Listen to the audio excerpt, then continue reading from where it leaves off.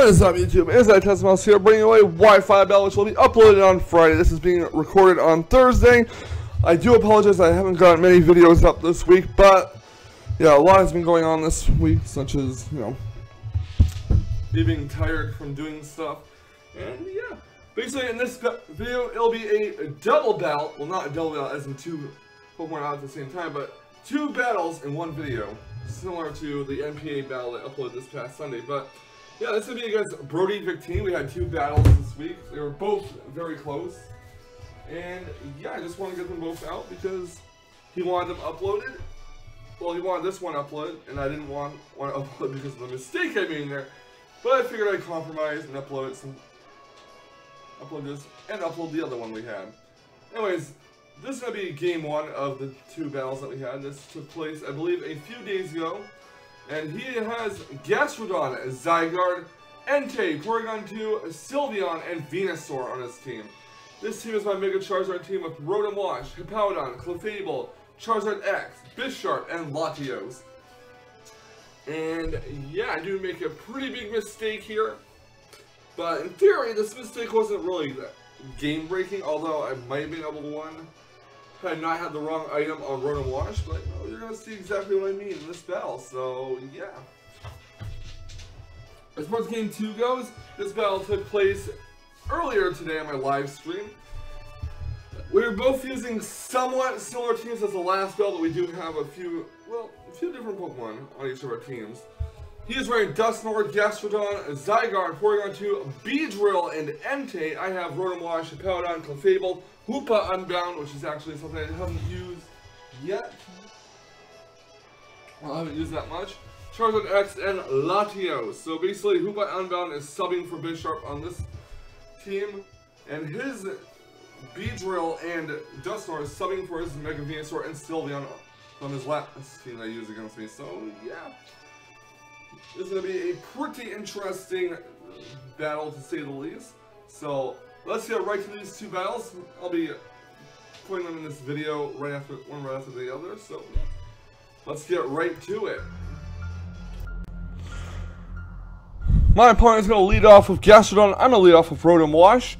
Washing the Rotom Wash. I'm going to go for a Will-O-Wisp Sponge to get some, residual damage on it.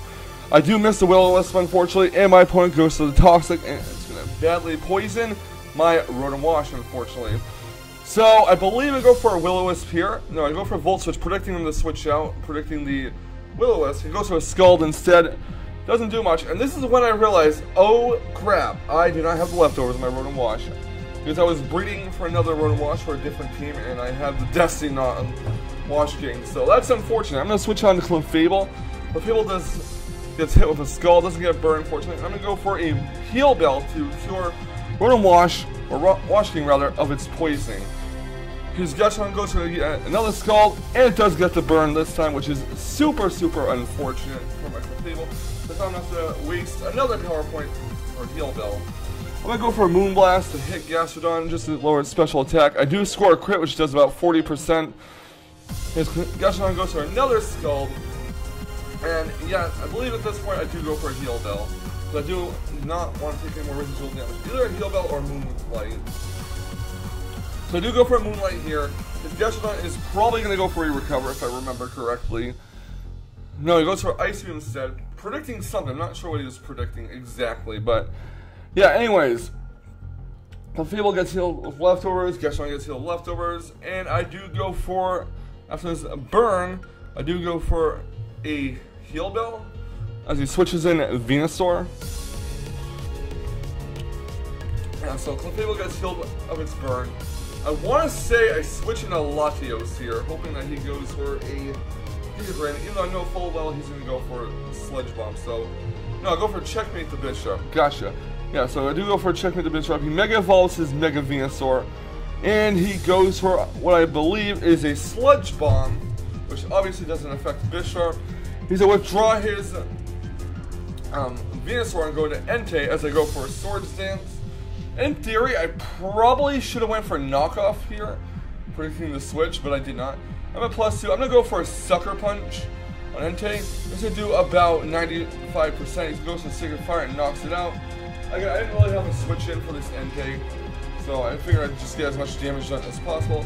I'm going to send out Charizard. He's going to withdraw his Entei and go into Sylveon, predicting the Dragon Claw, which is fine. He obviously wants to preserve the Entei. So yeah, I do go for a Dragon Claw. It's not going to do anything to Sylveon, which is very unfortunate, but yeah. I'm going to go for a Flare Blitz here, and a Tough Claws 252 attack Flare Blitz is going to knock out the Sylveon, no questions asked, in one hit. So that's, I believe, one Pokemon down on his side, one Pokemon down on my side. So out comes the Gastrodon. I'm going to switch Charizard out into Sakura. Because Sakura can pretty much wall Gastrodon for the most part, and Gastrodon hits Sakura, the Clefable with Scald. I go for the Thunder Wave, predicting the switch into Venusaur.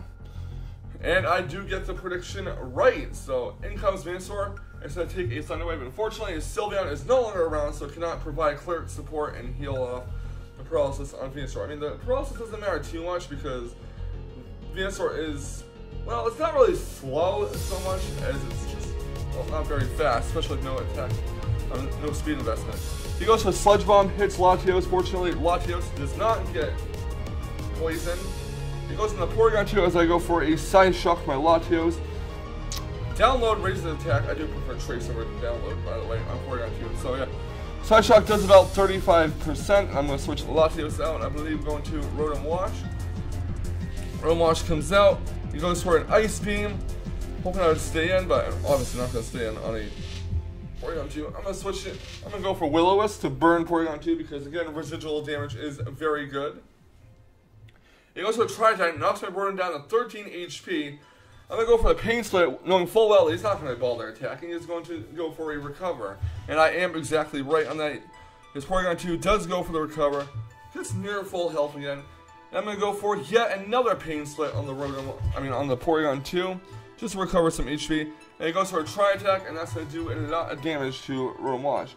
So now his Porygon 2 is at yellow health. I'm going to go for a Hydro Pump to get last minute damage in. But fortunately, he does get hit with a critical hit, which will knock out the Porygon 2. And I do not have to lose my Rotom Wash this turn.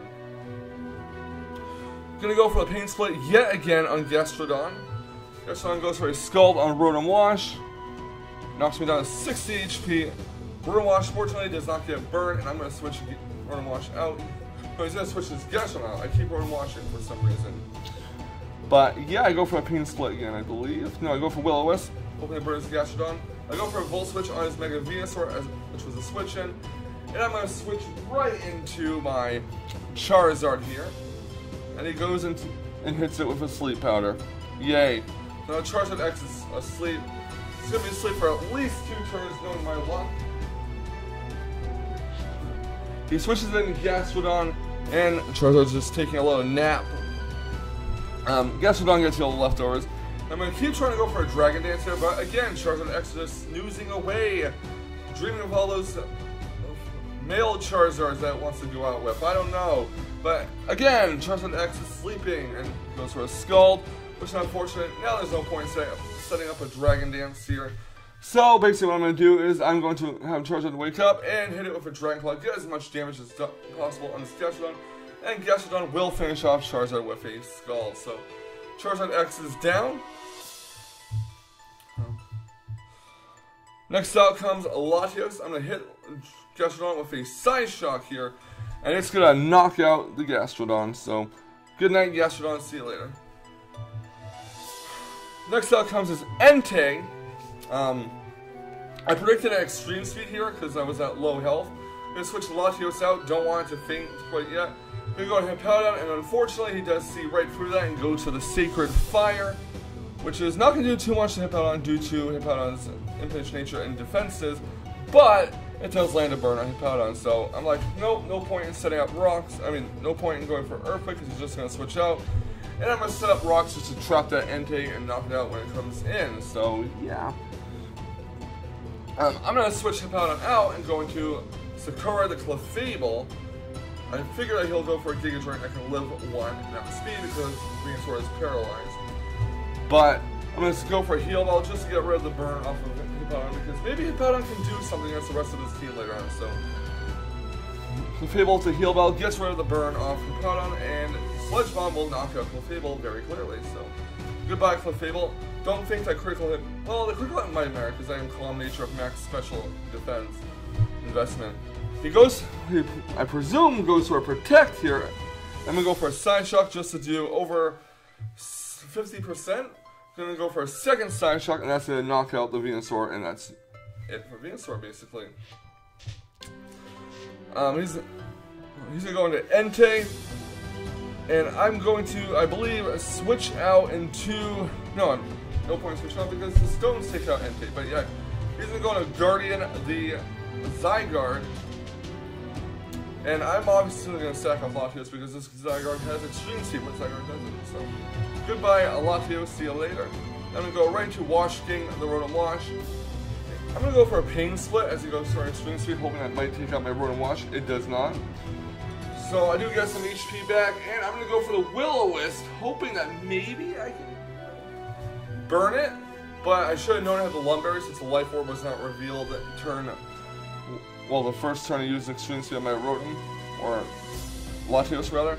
He does get the Lumberry off, and Outrage will knock out Rotom Wash. Doesn't matter if Rotom Wash is Bold Nature and Max Defense invested, it's going to go down. And now it's all to Hippowdon. Can Hippowdon survive an Outrage from Zygarde? Unfortunately, no. So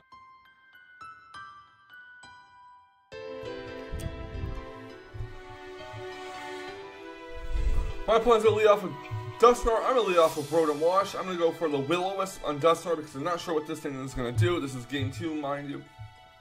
He's going to withdraw a Dusknoir, going to Gastrodon, and guess what? Washgang misses the Will-O-Wisp, just like in game 1. So I'm going to go for a second Will-O-Wisp, and it does connect this time. I'm not even going to risk going for Volt Switch. He goes for a Toxic on my Rotom Wash, and now Rotom Wash is badly poisoned, but hey, residual damage is fantastic, so yeah. I'm going to switch Washgang out, going to, I believe, Sakura, not Sakura, but the Clefable, because this is another Clefable I have on my teams. I've got a second Clefable because I want one for another team, so yeah. Anyways. It goes to a Scald on the switch. It does not burn Clefable, fortunately. I do believe I go for the Moonblast here. No. He's going to switch out his Gastrodon and go to Porygon 2. And he's going to go for the download. And once again gets an attack boost just like last game. Moonblast is going to hit the Porygon 2. Not going to do too much, of course, because of Eviolite and the fact that Clefable is not offensively invested. Goes for a Tri-Attack, trying to get some hacks of some kind off on my Clefable. I do go for the Thunder Wave to paralyze this Porygon 2, which doesn't really help much because Porygon 2 is slow anyways. Although there is a chance I can get some hacks going, which is not something I like to rely on in the battle, but yeah. Tri-Attack again on Clefable, and I'm going to go for it. I want to say go for a Moonlight here. I do go for the Moonlight with and I believe he goes for another Tri-Attack. Still trying to get some hacks. I'm not sure what his moveset is on the Porygon 2. I think it's Tri-Attack, Ice Beam, Recover, and something else. But he's going to switch Porygon 2 out and go to Gastrodon as I go for a Moonblast on it. Not sure why I didn't switch into Beedrill. Gastrodon gets healed with leftovers and gets hurt with a burn. I'm going to Moonblast the Gastrodon yet again, and this is one move that puzzled me. Why didn't he go for a Recover? He goes to a Scald, it's going to critical hit and burn my Clefable, and his Gastrodon's going to heal the leftovers, but to take some residual burn damage, which will put him into range to be knocked out by Moonblast. I'm just not sure why he didn't go for a Recover here, because he could have preserved his Gastrodon a little bit longer. So Moonblast will finish off Gastrodon, and that is 1 Pokemon down on his side, 0 down on my side, I believe. Clefable is going to get healed with leftovers. He's going to send in and snipe the Beedrill, which is obviously going to be his Mega Beedrill, and I'm going to say, nope, not keeping Clefable out on this thing. Switch it out, go into Can't Touch Me the Hippowdon, as he goes for a Poison Jab after the Mega Evolution. I was actually hoping he would go for Protect so he gets some rocks off of it to get damage from Hippowdon, but that wasn't the case. He does hit Hippowdon with a Poison Jab since I switched it in. And he gets healed hurt with a Rock Helmet. He does not go for a huge turn because I assume he does not want to take any more Rock Helmet damage. But yeah, I do set the rocks, Can't Touch Me, then Hippowdon. And I'm going to switch Hippowdon out and go into Washgang, the Rotom Wash, hoping that I can catch Zygarde off a Will-O-Wisp. or something. I don't know what my plan is with this Zygarde because it beat me in the last game, that's for sure. So I'm going to go for a Will-O-Wisp. Again, he's going to go for a second Dragon Dance. And crap, it misses a second time in this battle. So I'm going to switch the Rotom Wash out. And I'm just going to go to King Touch Me to hit Powdon. So he gets hurt with the Rocky Helmet after going for Outrage. So Outrage is going to hit Powdon pretty hard. Takes Rocky Helmet damage. And he's going to go for a second Outrage. And this is why I wanted Will-O-Wisp to hit hit Zygarde. So he could burn up the Lumberry and actually get confused. So he is confused here. The Lumberry does activate because it did not have to activate on the Will-O-Wisp due to it missing. I'm going to switch Latios in. I have to sack something out to lock him into Outrage. And Latios is now down. Out comes the Clefable. He's locked in Outrage. Outrage will not do anything to a Fairy type. And Clefable will go for the Moonblast and try to take it out. Although it does live with, I believe, 2 HP maybe. So now that Zygarde is snapped out, is not locked in the Outrage anymore, I have to switch Clefable out. Don't want Clefable to faint quite yet because that is my 1 out to the Zygarde. He goes to the Extreme Speed. I know that he has Earthquake and it's not going to hit Rotom Wash, and Extreme Speed will not be a 2-hit KO. So I basically sack off the Rotom Wash here. He's going to go for an Outrage again. Knocks out the Rotom Wash. And this gives me a free switch into Clefable while it's locked into Outrage. And to knock it out with Moonblast, of course. So Zygarde goes down. I want to say that's 2 down on his side, 3 down on my side. Kind of losing count here. But out comes Snipe the Beedrill. I have no switch-ins for this. I'm just going to let Clefable faint. And good night, the Clefable. Clefable did its job. She took out the Zygarde, fortunately, which I had trouble with last game. Out comes Charizard. I'm pretty sure Charizard can survive anything from this Beedrill, except for maybe a Drill Run that crits. So I'm going to go for a Dragon Dance here. He goes for the Protect, which lets me set up my Dragon Dance for free. I'm pretty sure he wanted to scout what I was going to do. See if it was a Charizard Y or Charizard X. And Dragon Claw will knock out the Beedrill.